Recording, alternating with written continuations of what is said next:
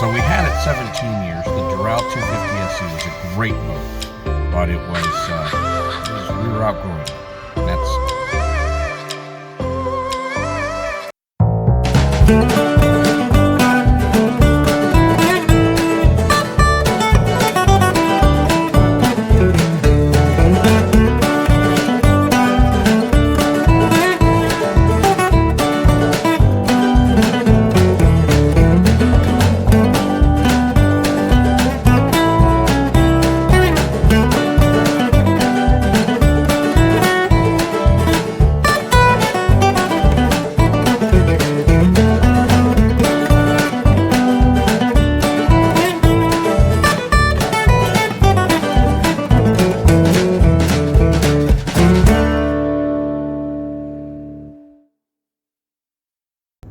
So we found some nice, well, we decided to buy a camper and see if that would help. We could take the camper, I could deliver it, or the boat, you know, whichever one first, get it all set up, and then everybody could come up. We would go to Charlotte almost exclusively. So we found some nice places, and it did work. It was a lot of traveling, a lot of extra expense to go up and back, and in the end, it didn't make any sense. So we sold the camper to some really nice people. I hauled it up north for them and put it on their permanent site. They don't have a big truck. And then we set to selling the Doral at the same time, looking for the new boat. The problem was we found the boat quite before the Doral was sold, and but they weren't ready to sell just yet. They were doing those terrible floors, and it gave us a chance to get the boat sold. Of course, on the day we sold the boat, or we did the sea trial for the boat, the fuel cell for the Volvo Penta went out. He had run perfectly for 17 years. The fuel injection turned the key, fired right up. The day we go to sell the boat, the day we go to sea trial the boat, sorry, I moved my camera.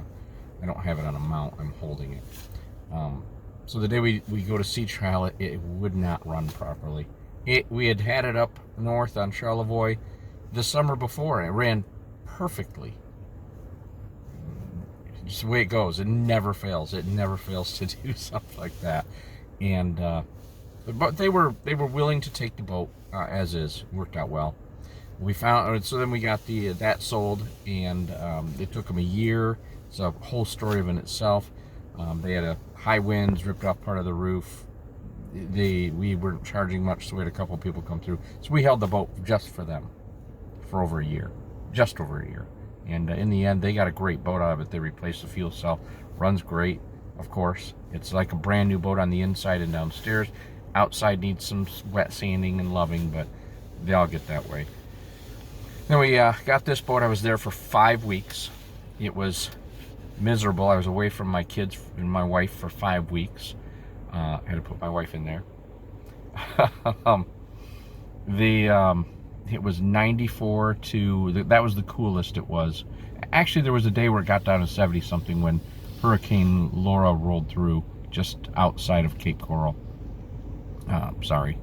And so that was kind of nice. There was a high wind. I was able to open all the doors, turn the air conditioning off. It was lovely. The day we pulled the boat up, like I talked in the other video, it was so hot, so miserable. The miserable mile is completely properly named. But it took 4 weeks to try to load the boat. They'd promise a truck, wouldn't show up, promise a truck, wouldn't show up. So I packed 4 separate times. On the 4th time, I was able to get the transporter from G Diamond to be there the very next day. After they failed there on the 4th time, another company failed on the 4th time. G Diamond was there the next day, delivered it up to Pier 1000 virtually flawlessly.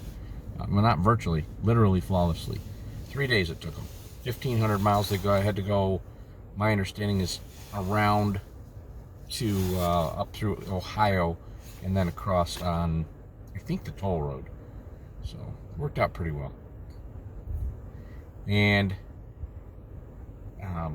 so the kids grew up loving the Doral, loving it. A lot of tears were shed on the day we sold it. That's kind of the way it goes sometimes. But they're happy with the new boat. It's not the same experience. The Doral was a really fine running. There's a speedboat on with a camping equipment. It was a great boat to drive. It topped out about 45-ish, a little bit faster, but not by much. And it sipped the fuel, 65-gallon tank. We could go up and down Lake Charlevoix. Charlevoix is 15 miles long on the main part, and then another 13 on the other part. You'd go back and forth the length of the main part, and then we liked the south end because it was real soft all the time, smooth. And we'd go back and forth there 3-4 times. Go down to the landing, which is a restaurant at Ironton Ferry, up to Harbor Springs, and only used a tank of gas for a week of boating.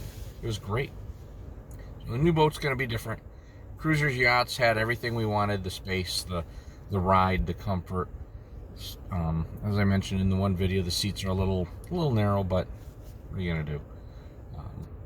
This year's mechanical. We'll get the mechanical stuff done, much of it as we can. We've got a small leak on one, maybe both of the turbos, a little blow by, and then got maintenance, basic maintenance, fuel. I mean, not fuel, but fluids and oil and impellers and the coolant and transmission fluid. So we'll get all that stuff done, see how it goes. Get the gauges working properly. They're not working quite right, the new gauges that I put in, but yeah, that's okay. We'll get it working right, and then we'll move on from there. Hopefully we can just won't be too much of a problem. I'm hoping it's a ground issue. It's probably senders, but that's okay. They start up and well, from your view, it would be they start up and just over and peg. So it's either the senders or it's a ground on the sensors. Senders, excuse me. And that's it. Have a great day. Thanks for watching.